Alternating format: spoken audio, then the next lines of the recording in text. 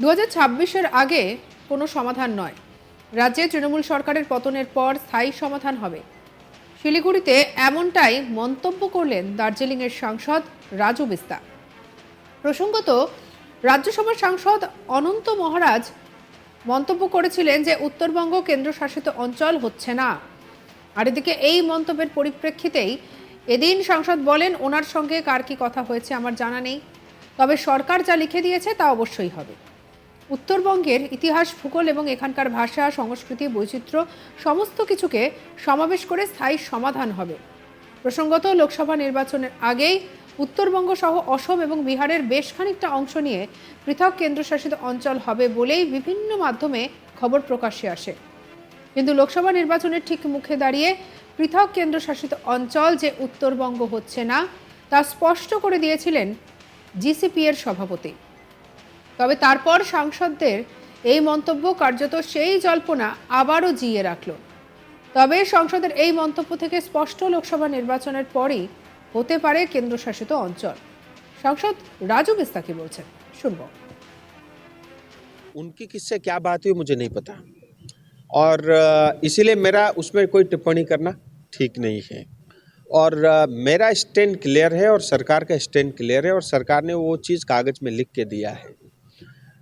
हम कुछ भी करेंगे, 2026 की प्रतीक्षा करेंगे, क्योंकि ममता दीदी का यहाँ से पश्चिम बंगाल से हटना बहुत ज़रूरी है। उसके बाद ही जो समाधान होगा वो टिकाऊ होगा, मजबूत होगा, भारत के संविधान के अंतर्गत होगा, और हमारे इस क्षेत्र की जनता के हक में होगा। क्योंकि अब बार बार पैचवर्क नहीं हो सकता। जैसे टायर फट जाता है, पैचवर्क कराओ फिर चला लो फिर फट जाता है, उससे कोई फ़ायदा नहीं, और ये हमेशा होता रहा है। इसलिए इस बार जो भी होगा वो पूरी की पूरी जो है गाड़ी बदली जाएगी।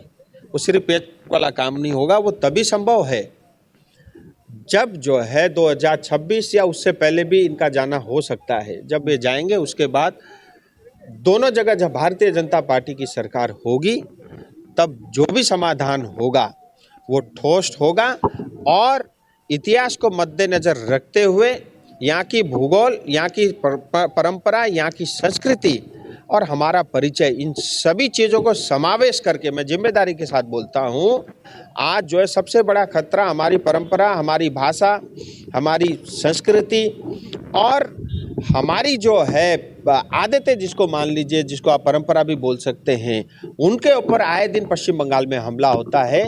ये न्याय संगत नहीं है, भारत के संविधान के अधीन नहीं है, और भारत के संविधान के अधीन का जो समाधान होगा वही हमारे ऊपर लागू होगा, और होना भी यही चाहिए।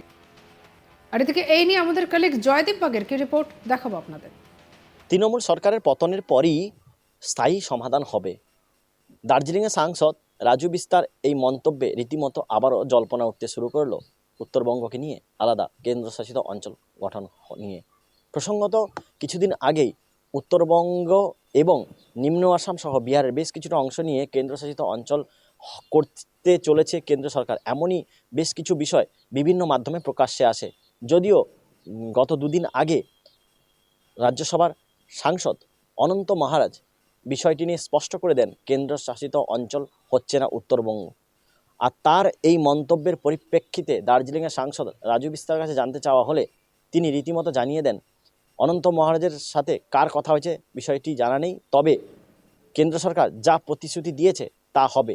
সেটা উত্তরবঙ্গের ইতিহাস, ভূগোল, বৈচিত্র্য এবং সাংস্কৃতিক ঐতিহ্য সমস্ত কিছুর মেলবন্ধন ঘটিয়ে উত্তরবঙ্গে স্থায়ী সমাধান হবে।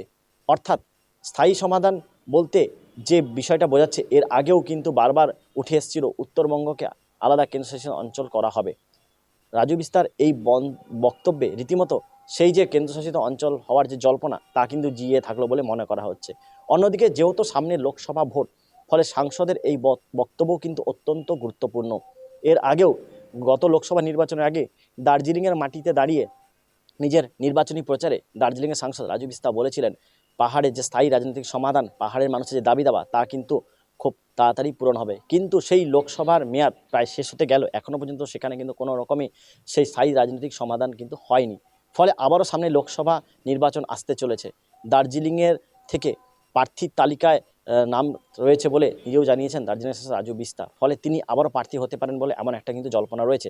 তারই মাঝে রাজু বিস্তার এই ধরনের বক্তব্য রীতিমতো কিন্তু সেই যে জল্পনা, অর্থাৎ উত্তরবঙ্গকে যে কেন্দ্রশাসিত অঞ্চল করার যে জল্পনা, সেই জল্পনা কিন্তু জিইয়ে রাখলো বলে মনে করা হচ্ছে। অন্যদিকে যেহেতু সামনে লোকসভা নির্বাচন, ফলে নির্বাচনের আগে উত্তরবঙ্গে যদি এই ধরনের জল্পনা জিইয়ে রাখা যায়, সেই ক্ষেত্রে বিজেপির যে একটা বাড়তি প্লাস পয়েন্ট, অর্থাৎ বাড়তি যে অক্সিজেন যোগাবে বলে মনে করছে রাজনৈতিক মহলে একাংশ।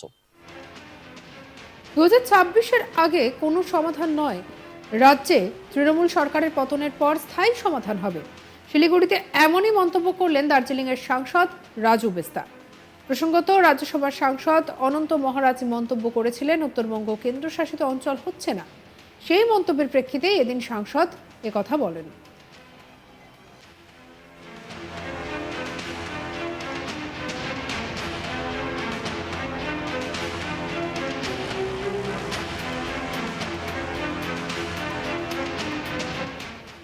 সাংসদ বলেন, ওনার সঙ্গে কার কি কথা হয়েছে আমার জানা নেই, তবে সরকার যা লিখে দিয়েছে তা অবশ্যই হবে।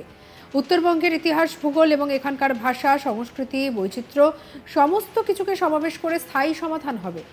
লোকসভা নির্বাচনের আগে উত্তরবঙ্গ সহ অসম ও বিহারে বেশ খানিকটা অংশ নিয়ে পৃথক কেন্দ্রশাসিত অঞ্চল তৈরি হওয়ার কথা বিভিন্ন মাধ্যমে প্রকাশ্যে আসে, কিন্তু লোকসভা নির্বাচনের ঠিক মুখে দাঁড়িয়ে পৃথক কেন্দ্রশাসিত অঞ্চল যে উত্তরবঙ্গে হচ্ছে না তা স্পষ্ট করে দিলেন জিসিপি এর সভাপতি।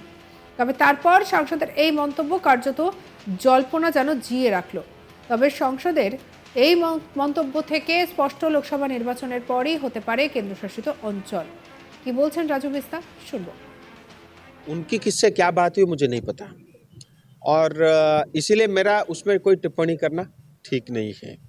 और मेरा स्टैंड क्लियर है और सरकार का स्टैंड क्लियर है, और सरकार ने वो चीज़ कागज़ में लिख के दिया है। हम कुछ भी करेंगे, 2026 की प्रतीक्षा करेंगे, क्योंकि ममता दीदी का यहाँ से पश्चिम बंगाल से हटना बहुत ज़रूरी है। उसके बाद ही जो समाधान होगा वो टिकाऊ होगा, मजबूत होगा, भारत के संविधान के अंतर्गत होगा, और हमारे इस क्षेत्र की जनता के हक में होगा। क्योंकि अब बार बार पैच वर्क नहीं हो सकता। जैसे टायर फट जाता है, पैच वर्क कराओ, फिर चला लो, फिर फट जाता है, उससे कोई फ़ायदा नहीं, और ये हमेशा होता रहा है। इसलिए इस बार जो भी होगा वो पूरी की पूरी जो है गाड़ी ही बदली जाएगी। वो सिर्फ पैच वाला काम नहीं होगा। वो तभी संभव है जब जो है 2026 या उससे पहले भी इनका जाना हो सकता है। जब ये जाएंगे उसके बाद दोनों जगह जब भारतीय जनता पार्टी की सरकार होगी, तब जो भी समाधान होगा वो ठोस होगा, और इतिहास को मद्देनजर रखते हुए यहाँ की भूगोल, यहाँ की परंपरा। অন্যান্য খবরের জন্য সঙ্গে রাখুন আজ তাক বাংলাকে, সাবস্ক্রাইব করতে ভুলবেন না।